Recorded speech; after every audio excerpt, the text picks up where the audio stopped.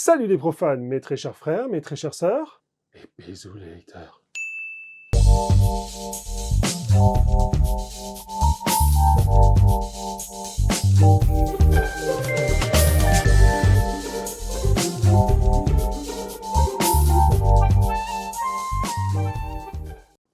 Il neige. Les francs-maçons français ont inventé nombre de traditions maçonniques. La plupart ont alors traversé la Manche et par un jeu de va-et-vient sont entrés dans la tradition. Mais savez-vous ce que signifie « il neige » ? L'explication vous sera donnée par Louis-Théodore Henry, baron de Tchoudy, 1727-1769, dit Lucie, sous son nom de plume maçonnique, en 1766 dans l'ouvrage « L'étoile flamboyante ou la société des francs-maçons, considérée sous tous ses aspects », 2 tomes.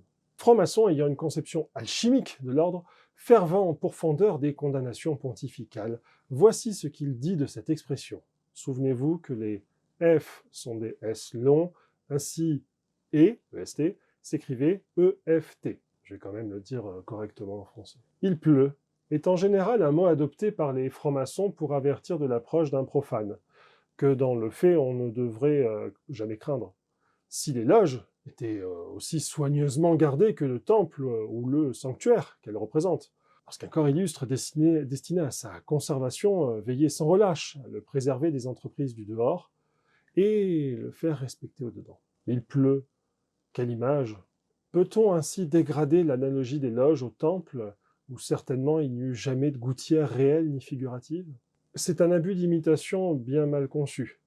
Dans quelques loges, on pousse l'extravagance jusqu'à dire « il neige » quand le profane qui s'avance est du genre féminin, similitude prise vraisemblablement de la blancheur des cornettes ou de la coiffure des femmes.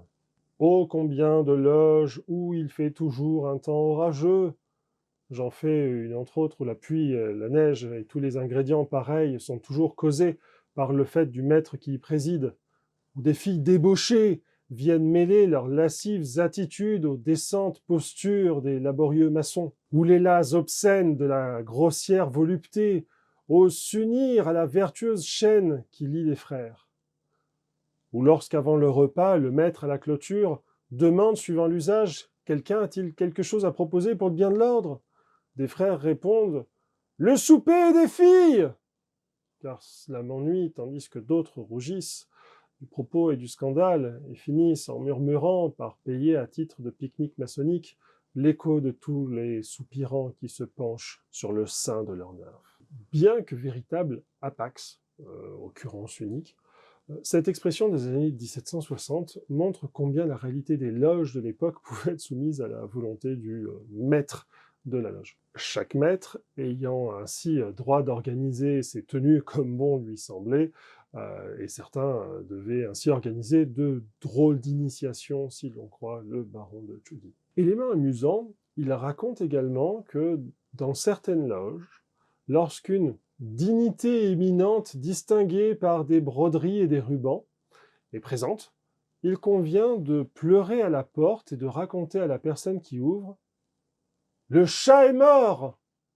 Chat étant, selon l'auteur, la corruption du mot chash, skash, qu'il désigne comme un terme oriental qui signifie seigneur. Mais passant de bouche en bouche, écrit de sans façon, l'expression est travestie, au fond, cela revient au même et ne vaut pas le choix. Quelle absurdité, quelle folie! Retenons surtout qu'il instaura en parallèle un ordre de l'étoile flamboyante, avec des grades chevaleresques prétendument remontant aux croisades. Mettons ainsi en doute, c'est dire, mais lamentons-nous pour le pauvre chat. Tu veux devenir franc-maçon, ou alors tu te renseignes sur la franc-maçonnerie, tu vas apprendre des choses sur la franc-maçonnerie? Alors clique sur s'abonner, et tu cliques sur la petite cloche et toutes, comme ça tu pourras recevoir une notification à chaque fois que je publie une vidéo, toute l'année sur la franc-maçonnerie. Tu sais, c'est pas anodin, hein. C'est vraiment un geste d'amour fraternel. Merci. Retrouvez cet article dans le numéro 83 de Franc-Maçonnerie Magazine, disponible dans tous les points presse et en abonnement depuis www.fm-mag.fr. C'est vraiment plus discret.